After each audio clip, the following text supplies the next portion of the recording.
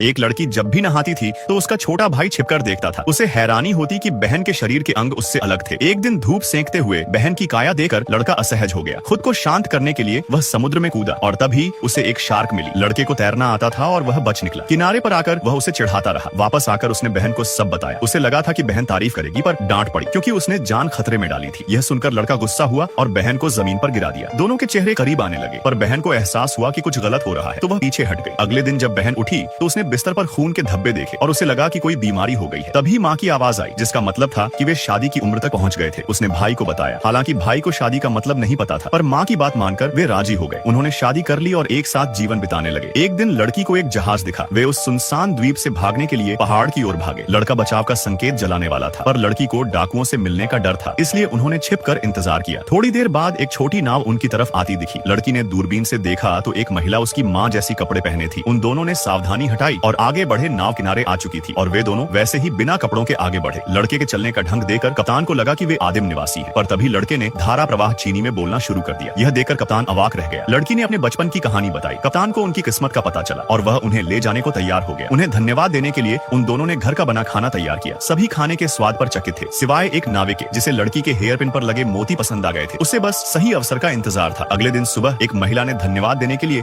उन्हें एक एक अच्छे कपड़े दिए। लड़का कपड़े पहनने के बाद कप्तान की बेटी को बहुत पसंद आ गया। उसने नाचना सिखाने के बहाने लड़के के साथ शारीरिक संपर्क बनाया। लड़की यह देखकर गुस्से में झोपड़ी से बाहर चली गई। लड़के ने उसका पीछा करने की सोची, पर वह उस महिला को छोड़ना नहीं चाहता था। इसके बाद लड़के का स्वभाव बदल गया। वह लड़की की भावनाओं की परवाह नहीं करता था और लड़की के सामने उस महिला की सुंदरता की तारीफ भी करने लगा। हालांकि लड़की बहुत दुखी थी, पर वह लड़के को उस महिला के हाथों जाने नहीं देना चाहती थी। इसलिए ध्यान आकर्षित करने के लिए उसने भी मेकअप किया और अपने बालों को ठीक कर लिया। उसे लगा था कि लड़का उसे देखेगा, पर उसे सिर्फ मजाक मिला। लड़की अकेली नदी में अपना मेकअप धोने चली गई, पर उसे नहीं पता था कि नाविक उस पर नजर रखे हुए था। जब लड़की किनारे आई तो नाविक ने उसे रास्ते में रोक लिया। वह जोर से मदद के लिए चिल्लाई, पर आसपास कोई नहीं था। लड़का उस समय नाव में उस महिला के साथ बात कर रहा था। भागना ही एकमात्र रास्ता था, पर वह नाविक से तेज नहीं दौड़ पाई और उसे तुरंत पकड़ लिया गया। इसके बाद वह उसे कमरे में ले गया और मोती ढूंढ लिया। पहले तो उसे लगा कि वह सिर्फ पैसे के लिए आया है, पर उसने लड़की के साथ कुछ और भी करने की सोची। पर तभी लड़का अचानक अंदर आया। उसने नाविक को रोकने की कोशिश की, पर कमजोर होने के कारण वह जमीन पर गिर गया। नाविक ट्रिगर दबाने ही वाला था कि तभी लड़की ने मदद की, जिससे गोली सिर्फ लड़के के कंधे पर लगी। फिर भी नाविक ने उसे जमीन पर दबा दिया। वह उसे मारने ही वाला था। तभी दूसरे नाविक वहां पहुंचे और उसे धक्का देकर हटा दिया। लड़के की जान बच गई, पर नाविक गुस्से में आ चुका था। लड़का जान बचाने के लिए भागा और नाविक भी उसके पीछे भागा। वह समुद्र में कूद गया। गुस्साया हुआ नाविक भी उसके पीछे कूदा, पर उसे नहीं पता था कि वह लड़के के जाल में फंस गया है। देखते ही देखते लड़का किनारे पर आ गया, पर वह नाविक इतना भाग्यशाली नहीं था और उसे सीधे शार्क ने निगल लिया। इस घटना के बाद उन दोनों ने सभ्य समाज में लौटने का विचार छोड़ दिया। उन्होंने वहीं रुकर देहाती जीवन जीने का फैसला किया।